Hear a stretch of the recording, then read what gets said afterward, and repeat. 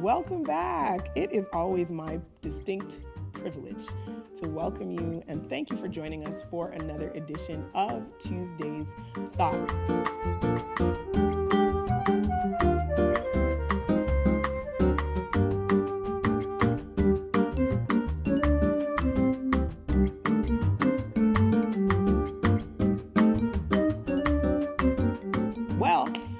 It's a brand new month. It's the month of February. And of course, February is a very significant month. And that's what's going to ground my thought. That's what propelled or generated the thought that I have to share with you for this evening.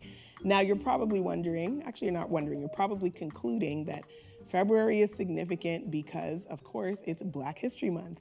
And absolutely, it is Black History Month, a time that we get to, pause and celebrate the accomplishments and contributions of our Black brothers and sisters, past and present. But that's not why I am highlighting the significance of February in tonight's thought. Tonight, I want to talk about the fact that February is actually the second month of the year.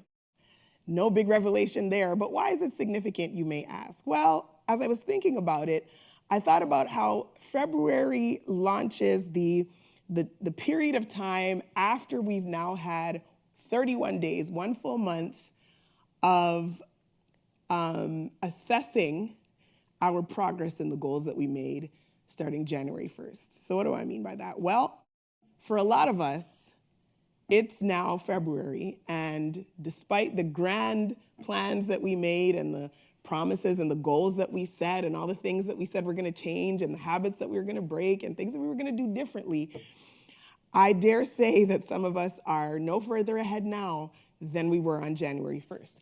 And then the question becomes, well, why is that? And a lot of us might we have a tendency, I should say, to use the saying, well, we've lost motivation. We've just lost the motivation, that same drive that we had back at the beginning of the year or perhaps the ending of last year.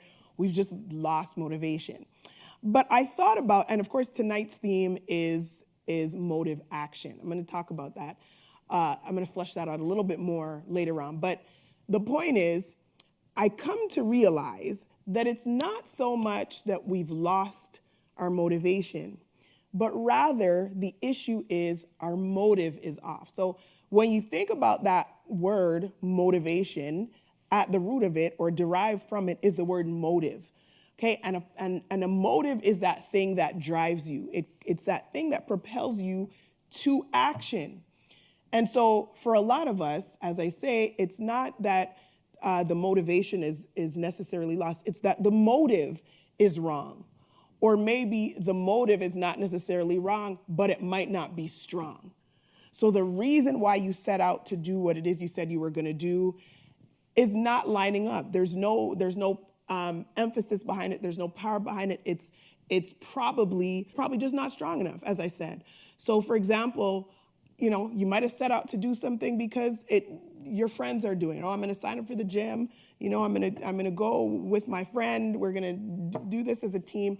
But that's not strong enough. You have to have, so at the end of the day, you have to have your own why. That's really when you think about motive, it's really understanding and asking the why behind what you're doing. And for some of us, that why is displaced. It's not the right why. Frankly, we may not even have thought about or put any, we haven't put any time into considering why we are doing or striving for the particular thing. I'm going to try to be more dedicated in my walk with Christ because Pastor said that's the thing to do, right? Again, that's not the right why. It's great, but you will find yourself to trickle off and fall off, and you won't essentially make the progress. And as I said, it's February, and if I were to ask you to raise your hand, a lot of us would have to raise our hand and say, well, yeah, I haven't really seen the effort or the progress that I desired to make earlier on because your motive was off. So I want to encourage you tonight, take some time. This is actually probably a personal assignment that you should do for yourself. Take some time to begin to consider and deconstruct your why. Why am I doing what I'm doing? And if that why, if that motive is rightly placed, If it's strong enough, then you will begin to have the motivation, which will turn into motive-action. Because as I said, a motive is that thing that causes you to act. And if you have the right motive, as they say, the action will flow freely from that. And then the other thing is, don't be discouraged. I really want to encourage us. Yes, we've gone through more than 31 days, so trickled it a little bit into February. Don't be discouraged. If you find that you have not done the things that you said you were going to do, or you have not made progress in the areas that you desired, don't give up. It's a new opportunity. Restart, reset. It's only February after all. By the grace of God, there will still be time for you to meet your objectives. Don't give up. But what you have to do in order not to undermine or sabotage yourself, you've got to assess your motive. Let your motive lead you to the right action. All right. Now, some of you may be saying, you know what, I never thought about it that way.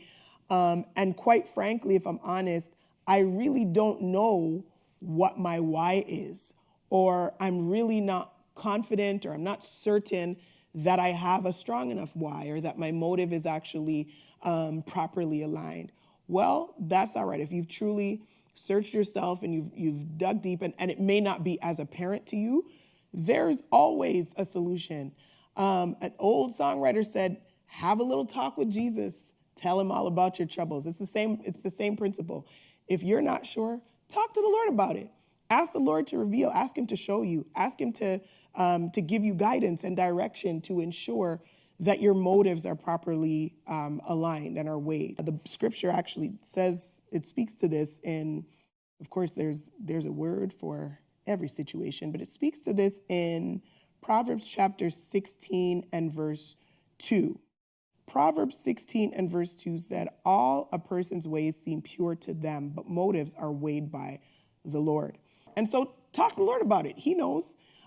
Certainly, if it's something that is good for you, of course, most of us, we aspire to achieve goals that are good for us.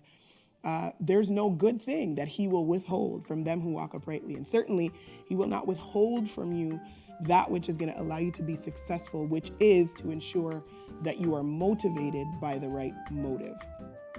As usual, it is my prayer for you that the peace of God will be with you. Once again, thanks so much for joining, and we will see you again next time by God's grace.